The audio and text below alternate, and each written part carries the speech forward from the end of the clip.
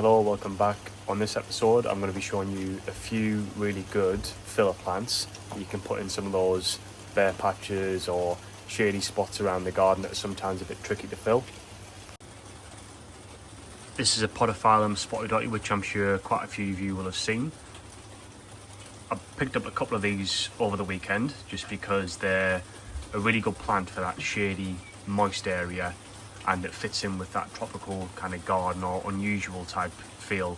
They're rhizomatous, so they do spread over time, and they get that kind of quite big umbrella type leaf with that really nice variegation of that kind of limey coloured to dark green with some of that kind of dark bronze spots running through it as well. And they do really well in that shady area, so you can underplant things as I've done here with the Cyathea and the ferns. They fit in really nicely with that kind of backdrop. And here's the one that I planted last year and has come back over winter without any mulching or protection, which shows that it is pretty hardy. It's quite a wet, damp area here and it has survived. Now, they do die off over winter, so don't be too worried about that, but it's definitely a plant that I'd recommend for a shady spot. Now the next plant, or the next group of plants, one of them is over my left shoulder here, and that is Impatience. You can obviously get lots of different variety of these. I've got, again, a couple that I've picked up again, and a couple that I've had planted out in the garden, and they have survived and come back.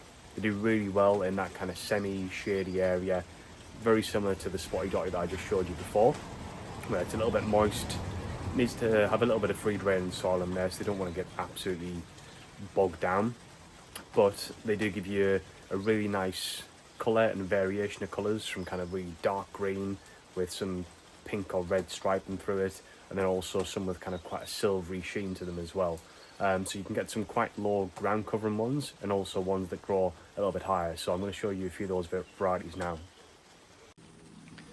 So this is one of the varieties here, Impatience Emiliana Sango, and why this is really nice is not only just due to that ribbed leaf shape, but that really red petiole, and it goes into a really pink vein that runs through the centre of the stem.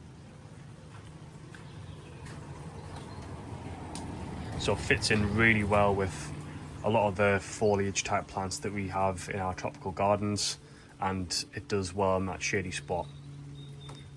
What is really nice to this as well is if you look at the underside of the leaf, it's got that really kind of burgundy red colour as well.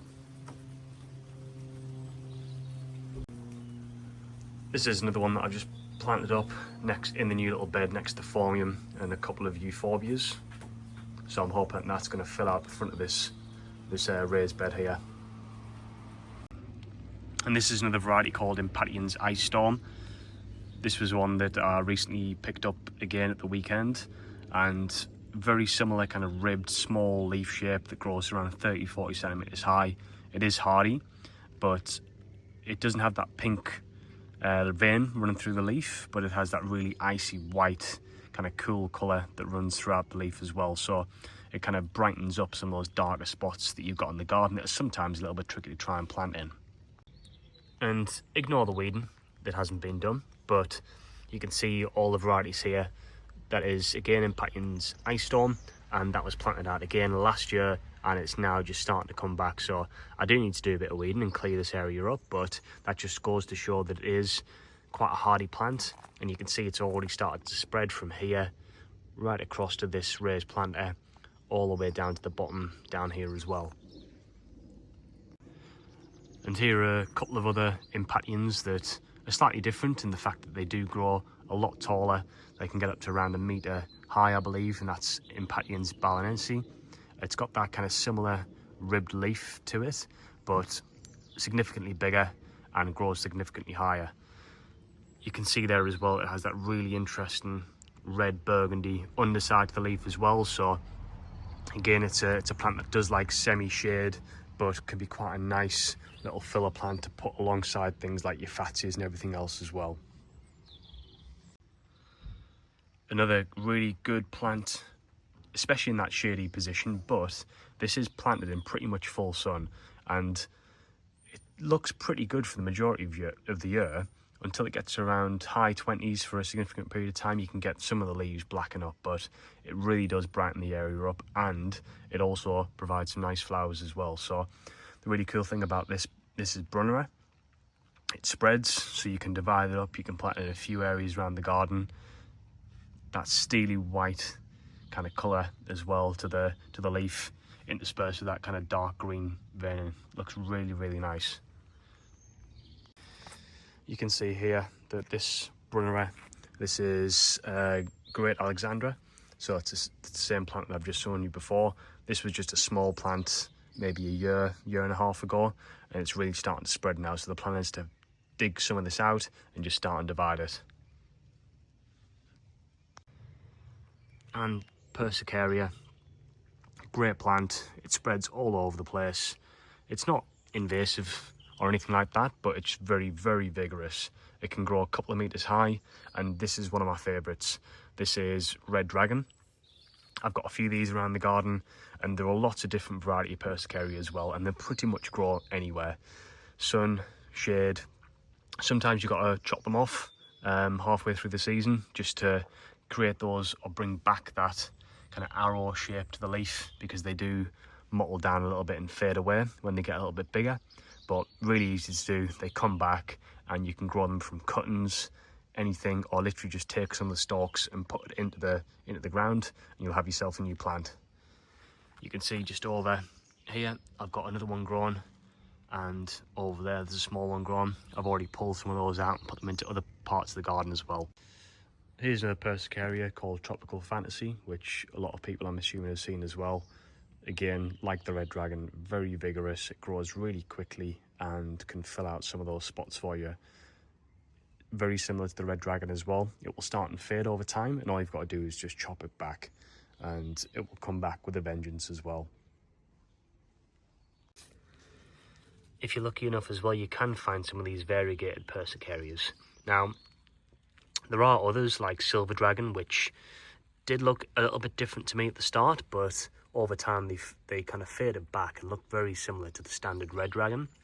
This is, albeit small, very different, and it has that kind of white variegation running through it. So hopefully in a few weeks' time, as it was last year, this will kind of fill this whole area up here and give us a lot of interest.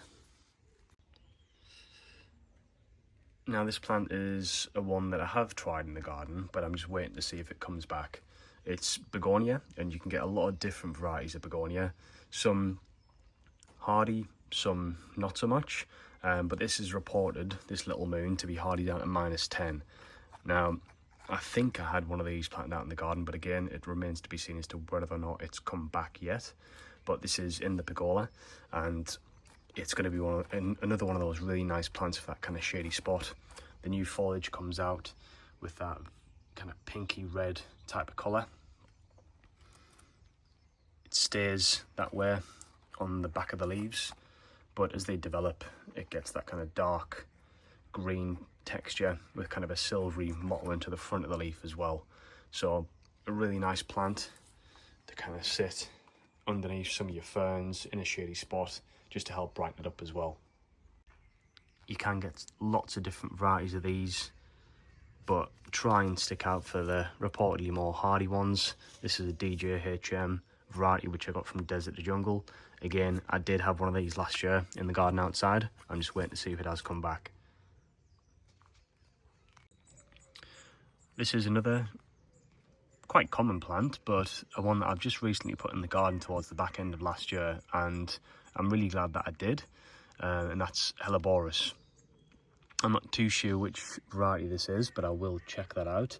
I think it's called Winter Angel, and the good thing about this is that it's reportedly evergreen. It's been really hardy, and it also flowers in winter and spring as well.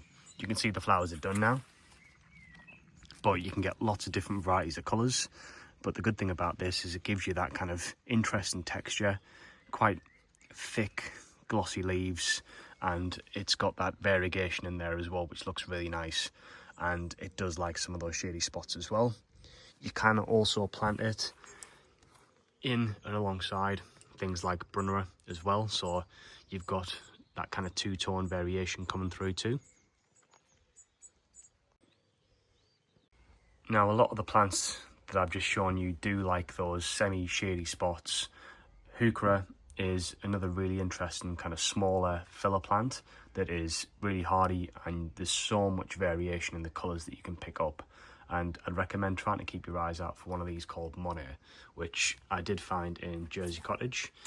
Now, the really good thing about this is that variegation in leaf shape as well, and the colour of it is with the white in there, so it does brighten up some of those shadier spots. They do supposedly like a little bit more sun. I do have some others in the garden as well, and they're pretty solid, relatively inexpensive, unless you're trying to find some like this, which are a little bit more expensive.